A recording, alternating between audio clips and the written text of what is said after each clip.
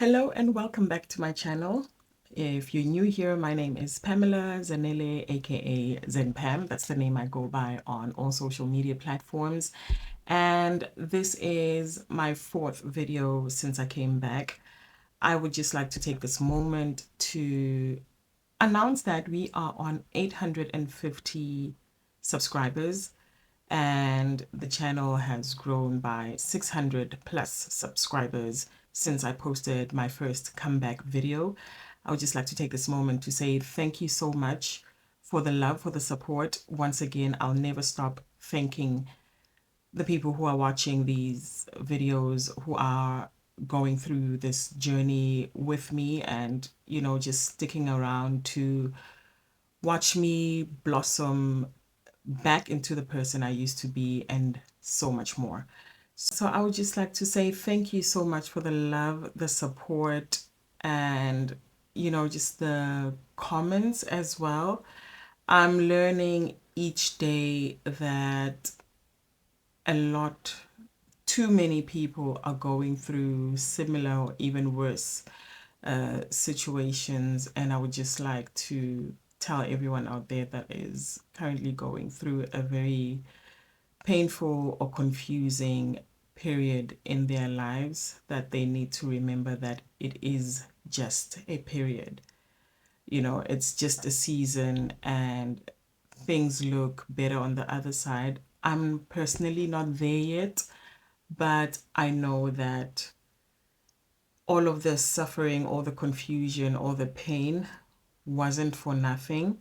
So I would just like to, let you know that I'm holding your hand through this difficult time, and I hope that the videos inspire you, the videos teach you a thing or two. I'm no expert, and I advise people to, seek professional help, especially if you're struggling with your mental health. It could be very dangerous. It does get very dark, it does get very dangerous, and life is worth living. So do get in touch with a therapist, do seek professional help, do seek the help of family members or friends, and know that you're not working through this alone.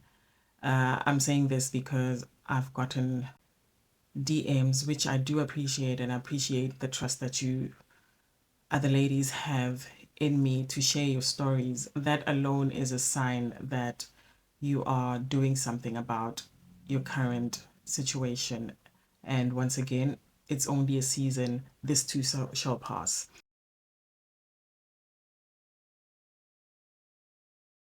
A few years ago, I couldn't imagine feeling strong again, feeling like I can stand on my own 2 feet and trust my decision making, trust myself, trust that whatever choices I make are the right ones, and just be so solid, standing 10 toes down, standing on business. Like I'm starting to, although life is not perfect for me today, like right now where I'm at, it's mine, it's mine. I own it. There's nobody dictating to me what to do, how to do it, and when to do it. And it's such a liberating feeling to finally trust myself again, trust in my own strength, trust in my guide, my internal navigator, trust in God that no, we've got this, without first going to God to pray, like, help me with this and this and this and that, and then relying on a man to sort of come and solve your problems or go through certain things with you. So that's where I'm at right now, like just learning, like feeling empowered again that I get to make my own choices about my life.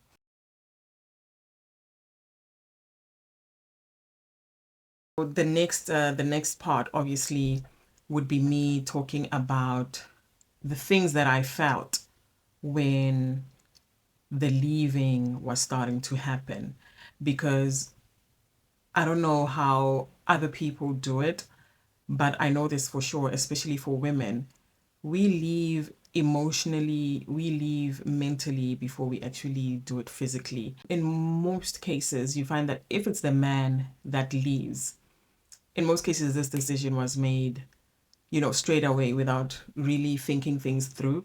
And the reason I say this is because if you've watched my previous video, the one before this, you will realize, you will see that I quickly realized that this guy didn't have a plan.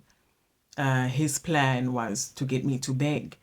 But the reason why I was okay with this decision, although it took me by surprise because I was still planning my exit, I was building up. It's a process. Leaving is a process, and that's why I can never tell someone who comes to me, for example, and says, "Hey, I want to leave the marriage or the relationship that I'm in," and say, "Yeah, do it now. You have to be quick. You have to be quick on it." Unless if they're really in danger, yes, definitely leave immediately. But you really need to process everything, your feelings. Imagine that life without them, what it would look like. Think about it. So that's why I just wanted to put it in there to give more context as to why you find that in many cases, when the woman is done, she's done. But with a man, it's like a yo-yo thing because you never truly know if he means it. Sometimes they do, but in most cases, they're the ones who end up regretting the decision. They're the ones who end up regretting the choices that they've made that led things to where they currently are. And, before he left, I had already started working out how I was going to leave myself. It caught me kind of off guard because I was still planning. And at the same time, I realized that staying would have been far worse than saying okay to him saying that he's leaving. And it was actually the much better option because that is one of the things that prolonged the process. I was afraid of him. I was afraid of how he would react because I know the kind of person he is. He would throw accusations, the name calling, and him just getting plain ugly with, especially like, as you know, with most narcissists or people with narcissistic tendencies will use money, will use material things to, destabilize you, to control you, to break you. Normally, they use money and material things. And with me, that was still the case, even though I said okay, but I feel like there is more, I would say, peace, and it's less harsh than it would have been if I had decided to leave. And that's why I say it was really God working in that situation because although he still sees himself as a victim, he blames me still for what happened, but he's a lot more, I would say, open. He's a lot more agreeable, but he did and still is trying to destabilize me, with where I live with my daughter. He is constantly trying to sabotage that. He's constantly trying to get me out, as well as instances where I would need to maybe go for a job interview and ask him to come take care of Zola. He would be the one wanting to decide whether he would only do it if I tell him what the job is about, how much they're paying me, why, is it a man, who is it, things like that.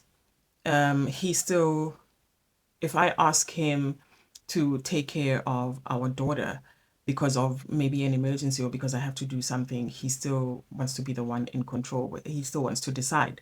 Same goes with my German lessons. I had started the B1, so there's levels, there's A1, A2, and then B1 and B2.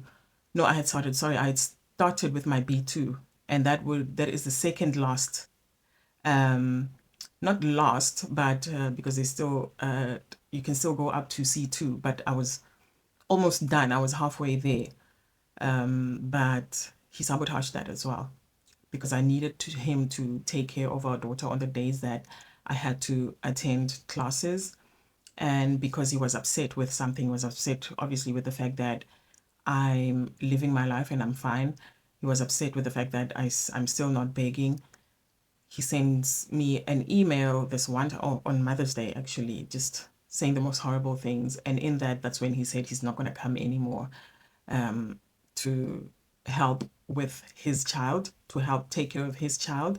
But luckily with that, and that's why it's also important to seek legal counsel. I know it's not easy for everyone, but if you have, if you know someone that knows a lawyer, especially maybe a female lawyer would be more open to helping, just to give you some legal advice. Even men who genuinely care and are not, you know, looking out for their own interests would really help. So just speak to a lawyer about what your options are with certain things, because with that I lost a lot of money. I was paying for the German courses, and he basically dropped me, and it was non-refundable. I couldn't go back and say, hey, I need a refund because my husband can't take care of my child. He says he doesn't want to take care of my child anymore because, yeah, he just doesn't feel like it. He doesn't want to see me. So he doesn't want to have to take care of the child while I'm attending classes. So with that, luckily, although it's sad that I couldn't continue, I'm still trying to figure it out. But I could get my money back because my lawyer ordered him to pay. He's like, okay, you, because you actually can legally make someone pay for something if they're not willing to help, especially when it comes to the child that we share, right? She she is our child, both of us.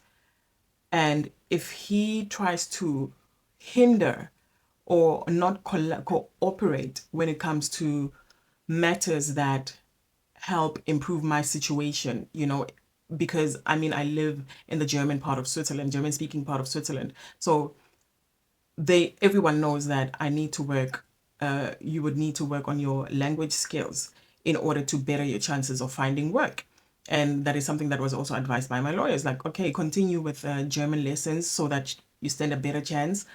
And because of that, he messed that up. I lost money.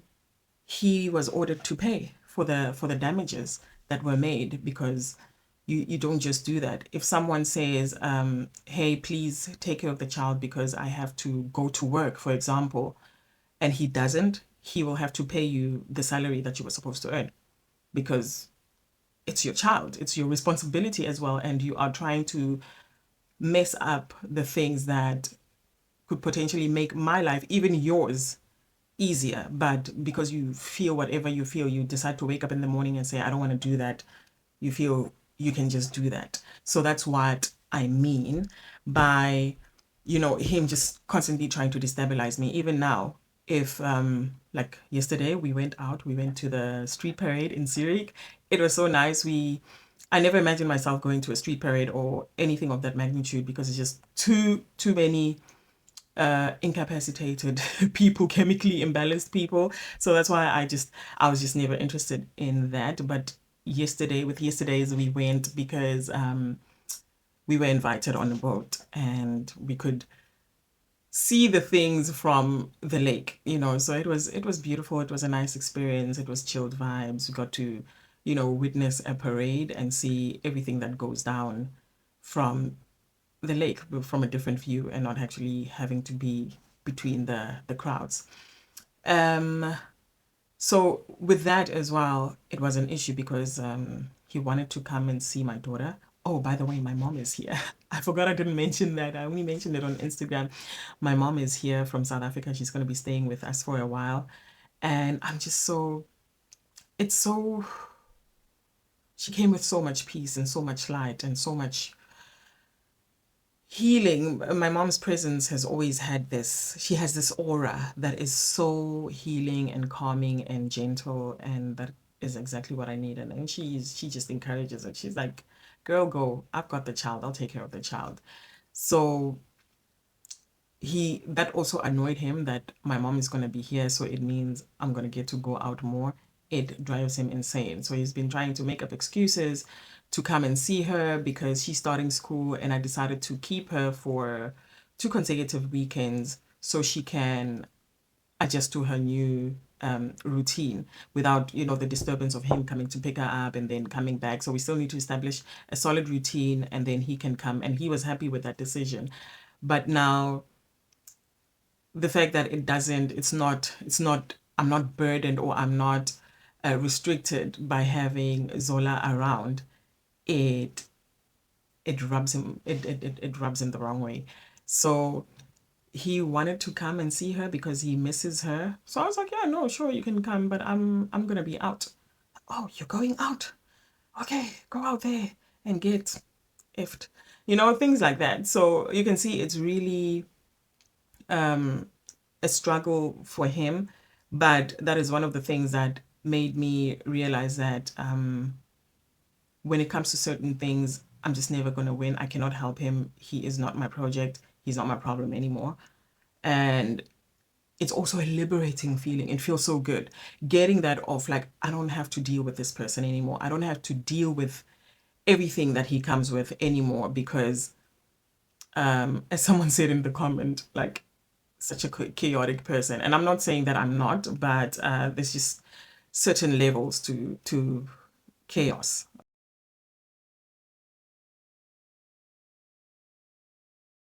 I feel like when you reach a certain age, I don't know, but 33 for me was a turning point. I don't know what it is about the number 33. I'm actually going to look it up. I'm actually going to look it up, what the significance is, because I do know that, correct me if I'm wrong, because I'm not very educated with Bible studies. So, but I do know that when Jesus died, he was 33. So maybe there is some connection or a link between the two, like with the number 33. A lot of things happen when you turn 33.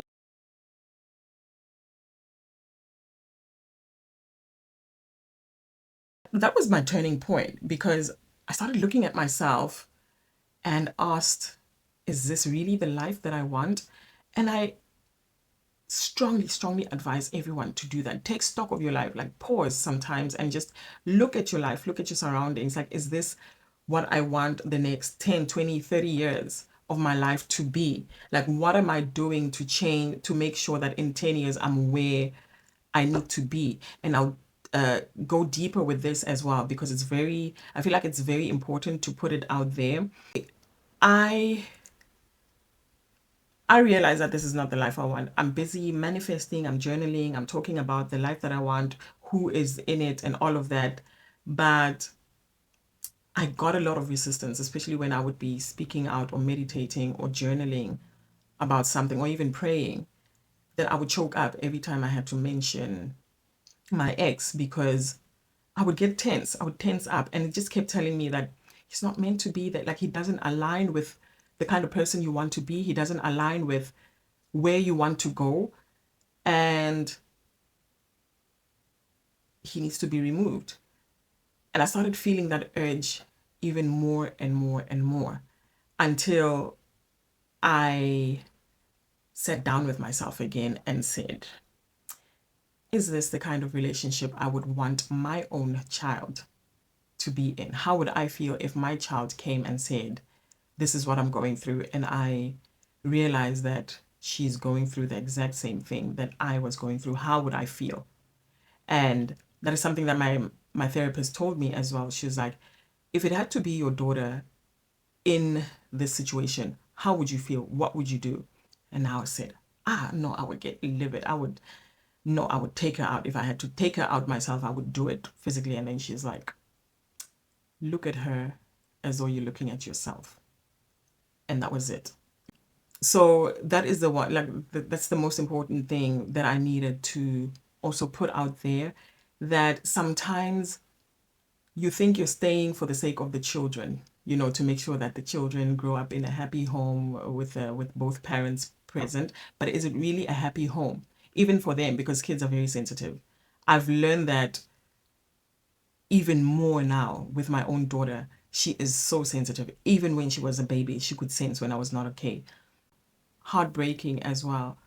Heartbreaking, and also, it made me realize that if I had stayed in this marriage, that is how I would have been. that is the version of me she would have been seeing. And that also made me snap out of, you know, that space I was in, saying, listen, it's done now. He's out. He's gone. What are you doing about the situation? So you're just going to lay in bed, feel sorry for yourself and not want to wake up, which, you know, it's okay sometimes. Sometimes you go through that. It's okay to go through that. But as you're going through that, don't let it, don't sit in your shit for too long. You know, look at it like a baby wearing a diaper. Yes, you let them finish their business, you let them do it, and it's not every time that you will immediately pick it up that they've, you know, soiled their diapers. But as soon as you realize that, okay, they've they they've soiled their diaper, what are you going to do about it? So that's what I mean. Don't sit in your shit for too long, because it helps no one. It serves no one. You're just delaying the whole process. You're just not trusting yourself enough. And you need to get to a place where you trust yourself enough, where you learn to love yourself enough to say, I'm not going to sit in this longer than I already have. Same goes with a relationship. Why are you sitting in your shit? So, you know, that is where the turning point happened. So I had quite a lot of wake up calls happen, where I was like, okay, I need to do something about this. Okay, I can't be in this for too long. And I looked at my daughter, although it was a sad moment because I remember I did cry. But I looked at her and said, I want her to now start experiencing the happier mommy, the free mommy, the mommy, like me as I am in my true essence, not the mommy that is constantly tiptoeing around a man that, you know, around this man that doesn't even care if we're in front of her. If he feels like shouting, he just shouts, you know, and it becomes hostile. So that is what made her, after a while, because it was very clear, she could see it. She could see sometimes that he's just being, you know, impossible. And she would even come to me and say, why does daddy do that? I don't like it. Why does daddy make you sad? You know, in that moment, I realized that I am actually in charge.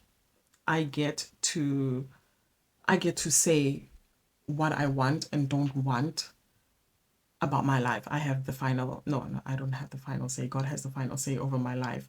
But I also do have a say in what happens to me. I do have a say. I do have control. I take charge, you know. And that was a turning point as well. Because do I want my child to be in a relationship like this? 100% not. I want her to know she can always leave people as situations. This is something that I wrote in my journal because I was journaling this. So I'm just going to read it out. I said, I want her to know that she can always leave people or situations that no longer serve her, that are toxic or even abusive. I want her to know she never has to shrink herself to fit someone else's comfort zone. I want her to understand that love is never about enduring pain just to avoid being alone.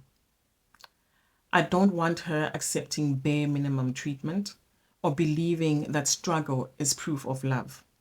I want her to grow up knowing that her safety, joy, and peace come first, and that it's okay to choose herself, even if it means walking into the unknown. And as I am writing this for my daughter, I was also writing this for my inner child, for the 4-year-old Pam. Is this, when I looked, because I even looked at photos of myself, like, is this the life that I want for Pam? And the answer was clear. No.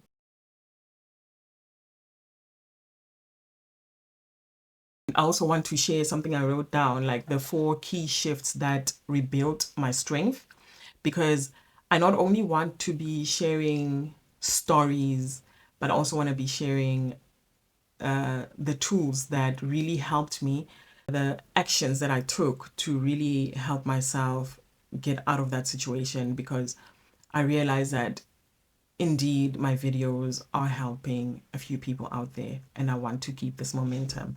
So I wrote down the 4 key shifts that rebuilt my strength. And the first one was learning to slow down, letting go of the pressure to bounce back and instead focusing on nervous system healing. Because one of the mistakes that I made was that I just started going in hard, like, yeah, I want my revenge body. I want to look good. I want him when he comes to pick his child up, he sees that I'm all glowed up, I'm fit, I'm fine, I'm good, I'm thriving. And first of all, that was the wrong approach because I was doing it for the wrong reasons. I was doing it to prove a point and not for myself, not for my own well being. Number two, it's just too much pressure because there's this video I saw. I'm going to see if I can attach it here where they actually, was it a video or a picture? One of the two. I'll look for it on Instagram. I think I saved it even, and I think I shared it. That the body, yeah, once you finally get to safety, because remember, when you're going through a toxic situation or relationship, you are on survival mode. And being on survival mode means there's certain things that your body prioritizes before, you know, you allowing you to get sick. So look at it as you're getting chased by a lion. There's certain things in you that shut down because like now it's fight or flight.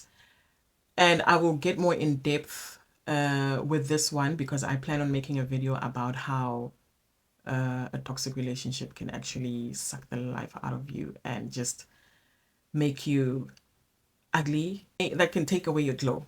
That's what I mean. Things like it can take away your glow and just make you look the complete opposite of what you used to look like before, or what you could potentially look like if you were out of that situation. So I'll definitely share more on that, on how, stress and toxic situations can really deform you. That is the right word. Deform you, make you sick, and really just make you look nothing like what you used to look like before. And so I shifted from wanting this revenge body, wanting to look good, to prove a point that, okay, yeah, I'm doing great, I'm thriving, to focusing on my nervous system, because that was the most important thing. I was crashing. I used to have a pulling. I used to have tension here every time I would be around him.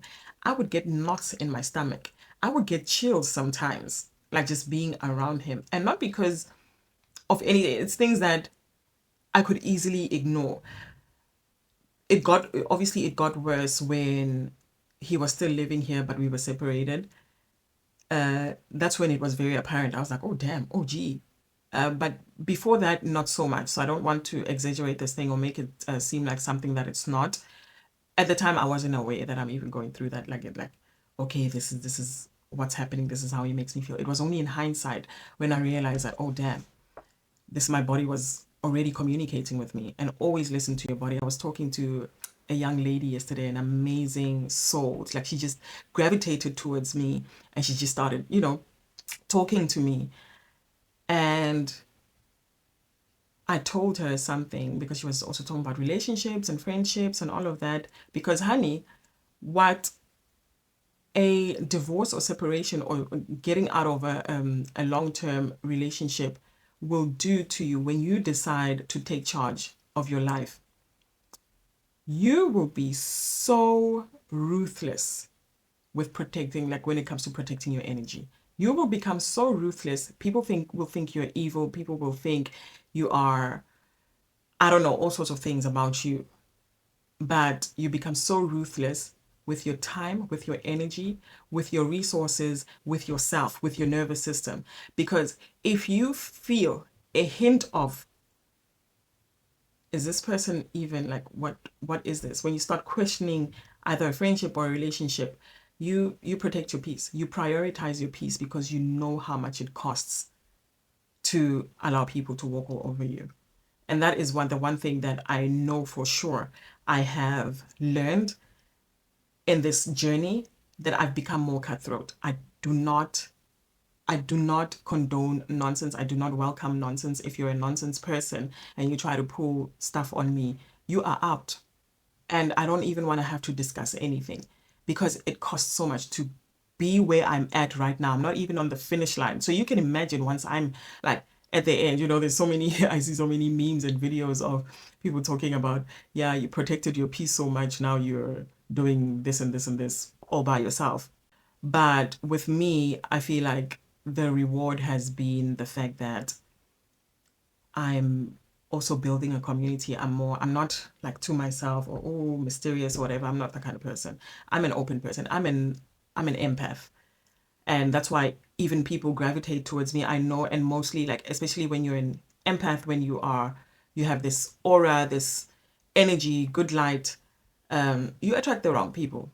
And you most certainly are a target for narcissists and manipulators because they thrive off breaking you down and dimming that light. It gives them a high. But I'm not necessarily saying that, oh no, everyone should stay away from me because I know it's not everyone that has ill intentions. And you just never know who God sends to your life. So that's why I'm never going to say, oh no, now I just don't make new friends, or no, I'm not gonna meet people, I'm not gonna be in friendships or relationships again. Hell no. I still am, and I still want to expand my network. That is why I prioritized healing the inside, because it doesn't necessarily mean that because you're beautiful on the outside, your inside is attractive too, because it's an energy thing, it's a vibes thing. And if you know, you know. Another thing that I did to rebuild my strength was building micro routines. So I would have like little routines, nothing stressful. I didn't want to have to stress myself. And this is very important. And that's why even when I start sharing the tips or maybe like a printable thing or whatever channel I use to share these things, I will most likely always emphasize on being easy on yourself. You don't have to wake up tomorrow and you wake up, you take a cold shower, and then you take a cold shower, you go journal, and then after journaling, you meditate, and then after that, you're going to have 5 fruit breakfast and hit the gym and all of that. That is going to burn you out. I've been there. I've done that. And the day you burn out, the day you lose that consistency, you miss one step, everything goes down the drain. If it was a diet thing, you will either crash. If you go too hard on yourself when it comes to food and dieting, you will crash. One way or the other. You will either drop out of the diet and binge, or once you're done with it, because you've enjoyed and you're stubborn and you're determined, once you're done with it and go back to normal eating, you're going to gain all that weight back and some. So I always focus on, like now, not always, it hasn't always been like that. I had to learn the hard way. I do micro routines, like I will say maybe, let's do this. What can I add to my morning ritual? Okay, I do have extra time to do this. Maybe, do face massages and all of that. And even if I don't get to do it that day, I remind myself, be kind, be gentle, we try again tomorrow. So those are the little micro routine, micro routines that I have, but also constantly reminding myself to be gentle, to be kind to myself, and not, take a hard knock and then just fall off and say, okay, you know what, I tried, I failed at doing my facial massage this morning, so I'm just not going to shower at all for the rest of the week or the month or whatever. But you get what I'm saying. You need to be easy on yourself, be kind, be gentle on yourself. Whenever you feel like judging yourself harshly, remind yourself, always have a picture of yourself as a child, either as a wallpaper or you can print it out and have it visible next to you near your workspace, and say it to that picture, to the younger version of you, whatever it is that you want to say that you know is negative. And it's such a game changer. It's such a game changer. We will dig more into that, the inner child healing, and just being more gracious to yourself, how powerful the things that you say to yourself are. And it will change how you look at everything.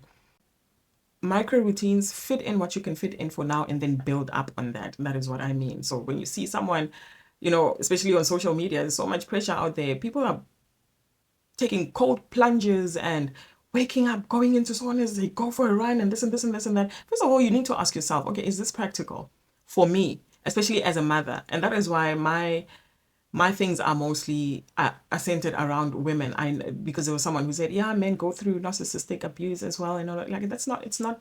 You're not the target. You're not the market. My market is women.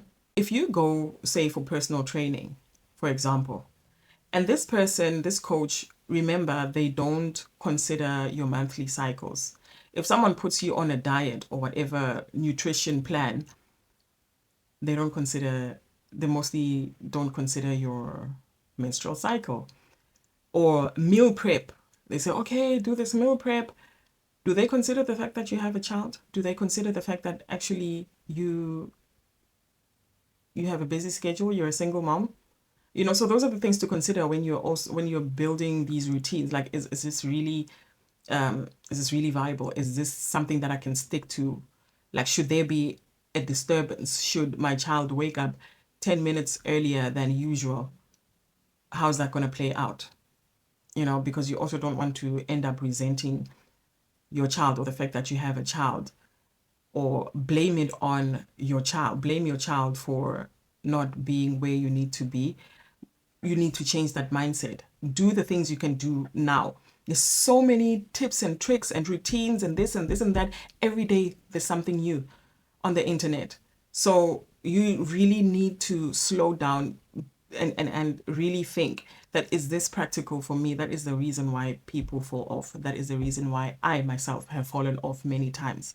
But we get up and move. But we do it differently. We build on those routines, and we do things that make sense, practical things, because we also need to consider the issues around over consumerism. There is something new every day. Stop hoarding, declutter. And that is what I'm currently doing right now with my mother, as well as she's here, because she's also coming to help me do that, get myself organized again, get rid of things. We're getting rid of so many things that I even ask myself, like, was this necessary? Why did I buy this? Oh, I probably saw it on the internet somewhere. So those are some of the things that you need to consider as well. Like, think through things before you do them. Is it practical?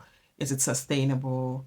And does it fit into my my life right now, where I'm at in life right now? And once you've answered those questions, you will feel even better about yourself. And that also means it builds onto your nervous system. Your stress levels will reduce because you're not putting too much pressure on yourself. And now it comes to number 3 as well, putting pressure, because I was putting all this pressure and I was getting frustrated that I'm going to the gym and nothing is happening and all of that, da da da da da da da, until I went and saw a nutrition. It's a holistic place. So they don't only focus on nutrition, but they focus on your overall well-being.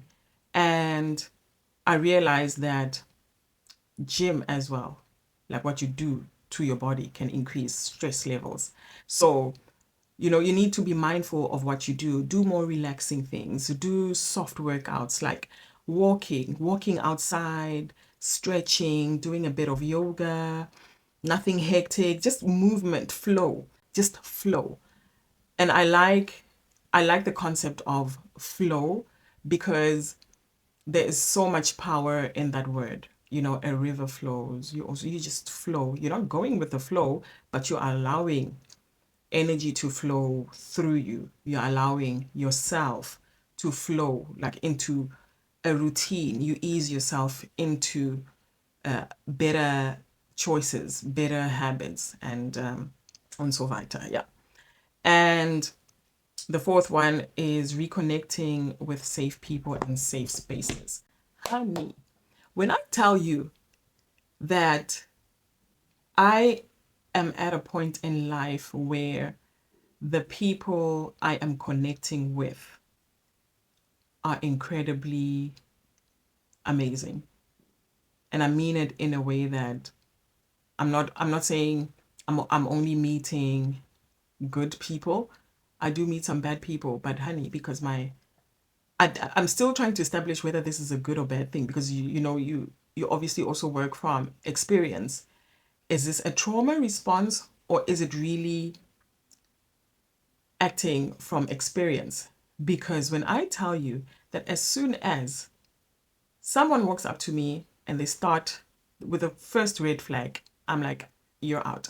I am not doing this. I don't care how rich you are. I don't care how successful you are. I don't care what you're offering. If I feel a hint of discomfort, you are out. And it adds on to what I already said about, being ruthless and being, so cutthroat about who you allow into your personal space. Because what we are not going to do ever again is feeling unsafe in our own bodies because of the people we allow in and around us. I also noticed that there is a shift that came that I didn't see coming from all of this. And this is when I started to feel calmer, even without knowing. So I'm reading this again from my journal. I wrote this in my journal on the 7th of May. So it says, I started to feel calmer even without knowing what the future would hold. My body finally felt safe. I got to do things how I wanted, when I wanted. Despite his continued attempts to destabilize me, that sense of freedom was my proof that I had made the right choice. There is nothing more satisfying than knowing that you've made the right choice. And I feel like some of the things that keep us up at night are things like asking ourselves if we've made the right life choices, if maybe we should have gone left instead of right, maybe we should have just proceeded straight ahead. But this is the one thing I know for sure, that it was the right decision.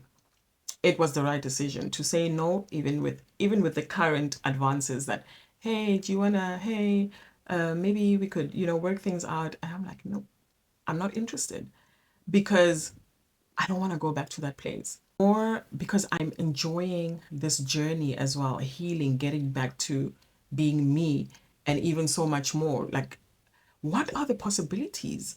Like, so if I keep doing this, if I'm consistent in this, if I keep going and going, working towards healing me, working towards improving me, working towards aligning with my future self, where I want her to be, my higher self, where I want her to be, where I desire her to be. When I get, it's just so exciting. It's just such a fun, because I make it fun. Like, oh, we've ticked this off. We're getting closer and closer to becoming our higher self, and it makes it easy to also break habits. It makes it easy to also make yourself a priority. You have to keep reminding yourself, like, wake up every day and say, okay, or before you go to bed at night, like, what did I do today? What choices did I make today that made me feel closer to my higher self, to the person that I want to become? And you need to define that person.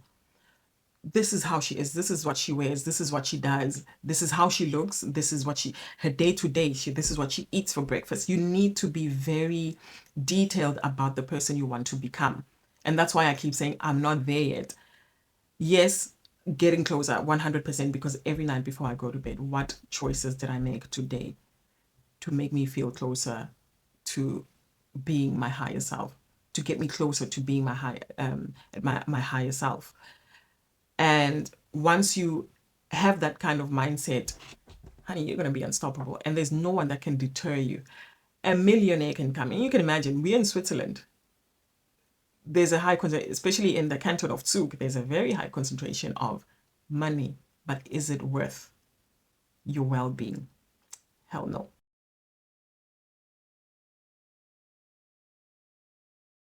Some of the unexpected wins that I noticed after everything happened, just the ability to laugh without forcing it.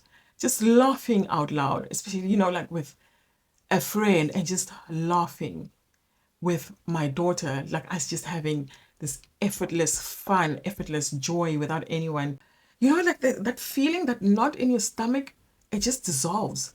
It just dissolves, you start feeling lighter. That was an unexpected win for me because I didn't realize the magnitude of what was going on, because when you're in it, you don't really see how big it is.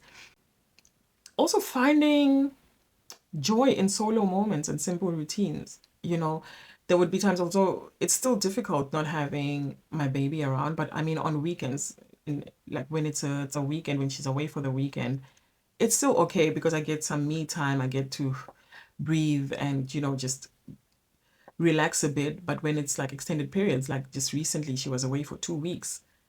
I struggled. I struggled quite a bit. I'm not going to lie. And I need to start being independent.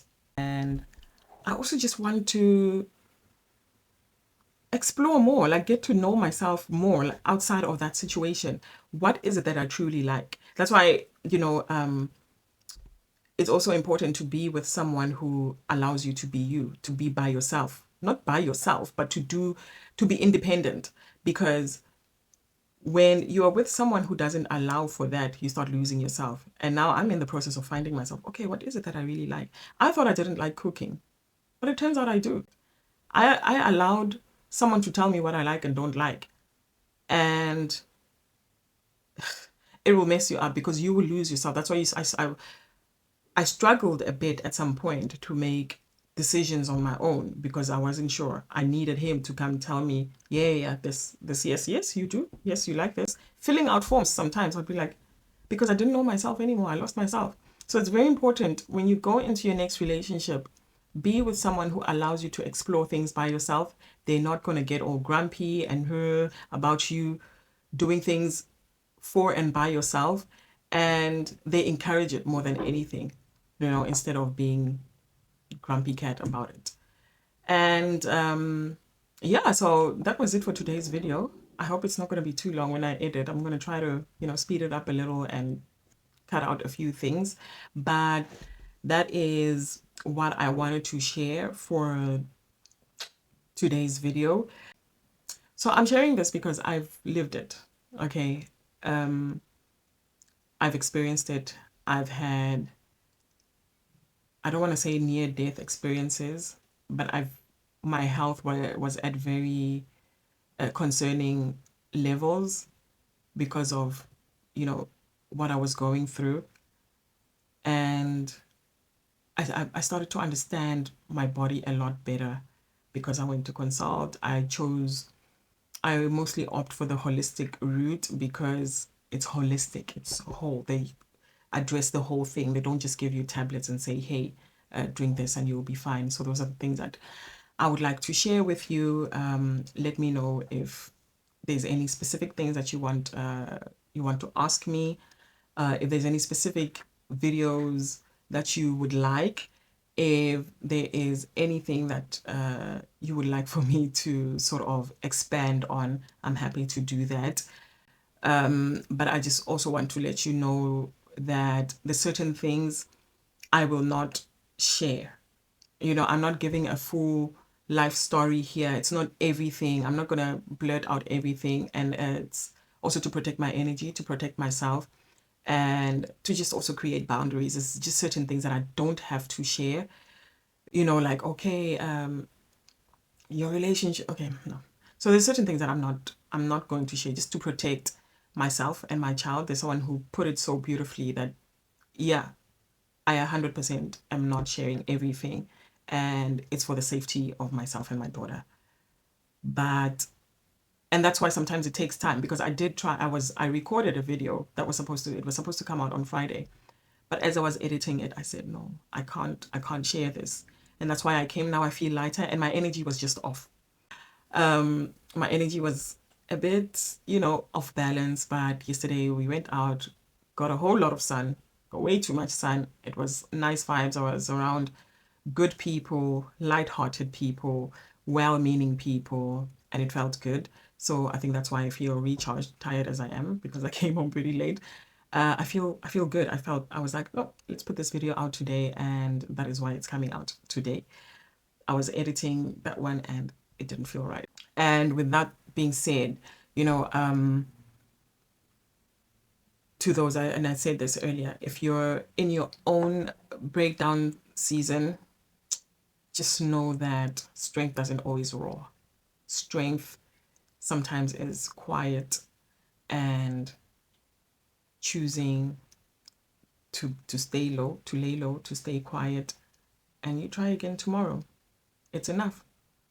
Sometimes you don't need to crash out. You don't need to keep yourself busy. Take care of yourself. Take care of your body. Look after, nourish those who nourish you. Spend more time with people who heal you. Just by being around them, you feel healed. Spend more time with such people. And that gives you strength as well. And sometimes it's all the strength you need right now. But don't always be, sometimes choose, I don't want to say choose peace, because silence does not equal peace, but choose silence, choose to be quiet. And when the time comes for you to strike, it will be golden. It will be sweet, baby. And I'm here for you. I'm holding your hand through this season. You're in my prayers, and I love you. And we are growing. The channel is growing. We're on 850 subscribers and more than 3,000 watch hours, which is huge because this is in a space of a month. Yeah, a month. I put my first video out a month ago, if I'm not mistaken, and we're already on 3,000 plus hours. So that is amazing. That is also motivation. And I've been invited to join the YouTube partner program. So we're going somewhere, and then I'll try to figure out what we can do, like with the communities, because now this first step that I'm in, we can have like communities, memberships, and I'm still going to read more on that, but I'm excited. I'm, I'm looking forward to building this safe space. I'm still trying to figure out if I should reopen my channel like this on Instagram, where I can just be sending little texts, like if we want to do little challenges, building up habits and all of that. I'm happy to do that. So just let me know. Give this video a thumbs up, share it with someone who you think needs to hear this. And if you found yourself watching this and feel healed, please leave a comment, show some love, and I'll see you in the next video. I love you guys so much, and thank you so much for your continued love and support. I'll see you in the next video, and I hope it's going to be on a Friday. But for now, I say bye and see you soon. Love you.